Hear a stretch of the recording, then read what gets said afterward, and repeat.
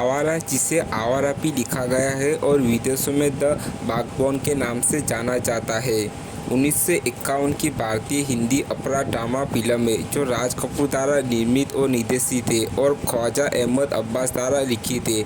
इसमें राज कपूर के साथ उनके वास्तविक जीवन के पिता पृथ्वीराज कपूर, साथी नरगिस, लीला चिटनेसा और किरण सिंह शामिल है।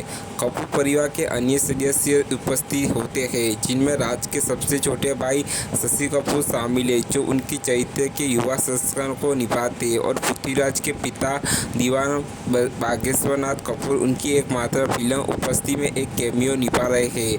फिल्म का संगीत शंकर जयकिशन ने तैयार किया था। फिल्म समाजवादी विषयों को व्यक्त करती है और सामाजिक और सुधारवादी विषयों को अपराध, रोमांटिक, कॉमेडी और संगीत मेलोड्रामा शैलियों के साथ मिश्रित करती है।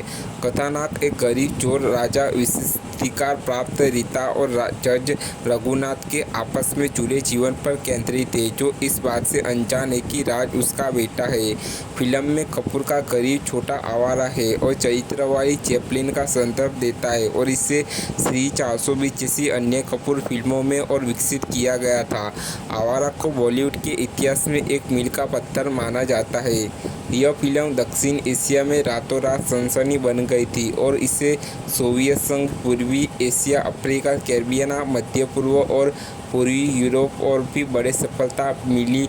विशेष रूप से शैलेंद्र के गीतों के साथ मुकेश द्वारा गाया गया गीत आवारा को उपमहाद्वीप के साथ साथ सोवियत संघ जैसे देशों में बहुत लोकप्रियता मिली थी। चीन, बुल्गारिया, तुर्की, अफगानिस्तान और रोमानिया फिल्म को 1953 में फ्रांस फिल्म फेस्टिवल में ग्रांड पुरस्कार के लिए भी नामांकन किया गया था।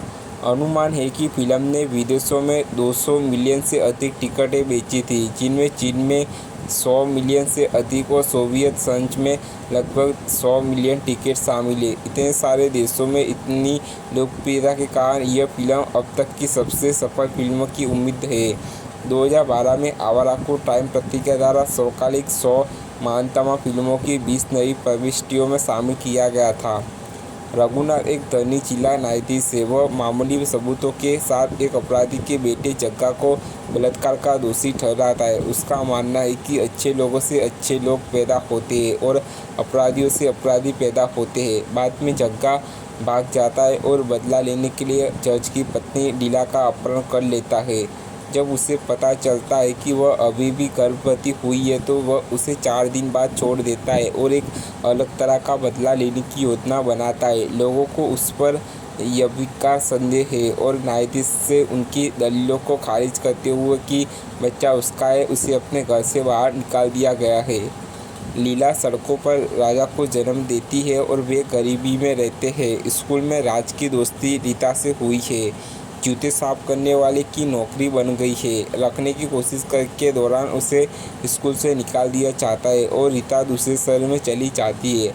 अपनी भूखी मां को बचाने के लिए जग्गा राज को चोरी करने के लिए मनाता है। राज बड़ा होकर एक कुशल अपराधी बन जाता है, जेल के अंदर बाहर जाता रहता है और जग्गा के गिरोह के लिए काम करता है।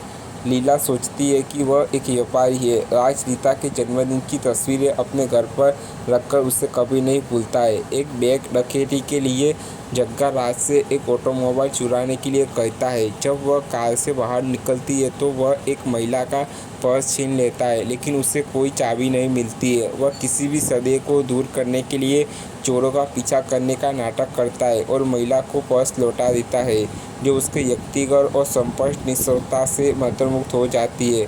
बाद में जब राज सफलतापूर्वक एक कार चुरा लेता है तो वह पुलिस से एक हवेली में छिप जाता है, जहां उसकी मुलाकात उसी महिला से होती है। उसी जन्मदिन की तस्वीरें देखकर राज को पता चलता है कि वह उसकी स्कूल की दोस्त रीता है। वह रीता को बताता है कि वह एक चोर है, लेकिन उसके अलकालानिया बयानों से उसे लगा कि वह एक वित्त पेशेवर है। रीता जो अब कानून की पढ़ाई कर रही है, जज की शिष्य है, जिसे यह सुनकर सदैव होता है कि राज को नहीं पता था कि उसके पिता कौन है।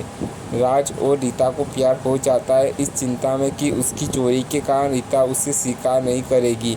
राज एक कारखाने में काम करना शुरू कर देता है, लेकिन जब प्रबंधक को पता चलता है कि वह चोर था तो उसे निकाल दिया जाता है। पिता ने उसे अपने जन्मदिन की पार्टी में आमंत्रित किया है। राज रोना के लिए जगह के पास वापस जाता है ताकि वह उसके लिए एक उपहार खरीद सके। जगह उसके सुधार के प्रयासों का मजाक उड़ाता है और उसे और अधिक अपराध करने के लिए कहता है। राज मना कर देता है लेकिन बाद में सड़क पर एक आदमी से हार चुरा लेता है। यह नहीं जानता हुआ कि वह आदमी जज था। रीता के जन्मदिन पर जब राज उसे बिना केस का हार देता है तो वह जज उसे बिना हार के केस देता है तो उसे एहसास होता है कि राज वास्तव में एक चोर है।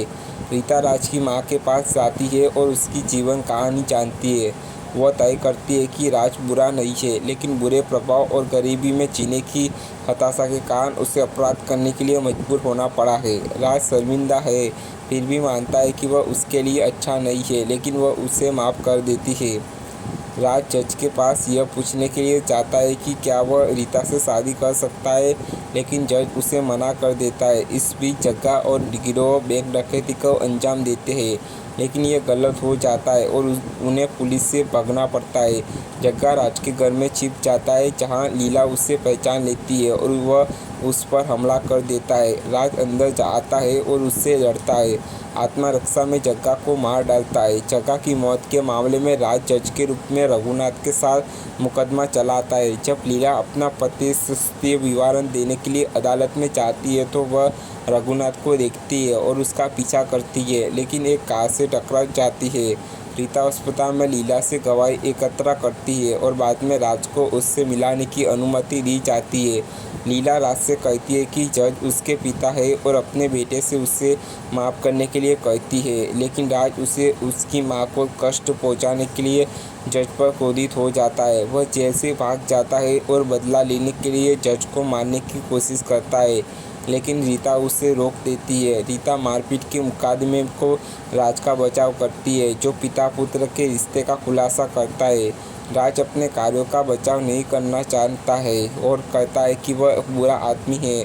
वह अदालत से अनुरोध करता है कि वह उसके बारे में ना सोचे बल्कि उन लाखों अन्य बच्चों के बारे में सोचे जो गरीबी में बड़े होते हैं अंततः अपराध की ओर मुड़ जाते हैं क्योंकि उच्च समाज को उनकी परवाह नहीं है। जब वह अपने फैसले का इंतजार कर रहा होता है तब जज रघुनाथ राज से मिलने आते हैं और अंततः स्वीकार करते हैं कि राज उनका बेटा है और रोते हुए माफ़ी मांगते हैं। अंत में राज को फांसी से बचा लिया गया है लेकिन उसके अपराध के लिए 3 साल जेल की सज़ा सुनाई गई है। वह वादा करता है कि रिहा होने के बाद वह रीता के लिए खुद को सुधार लेगा जो उसका इंतज़ार करने का वादा करती है।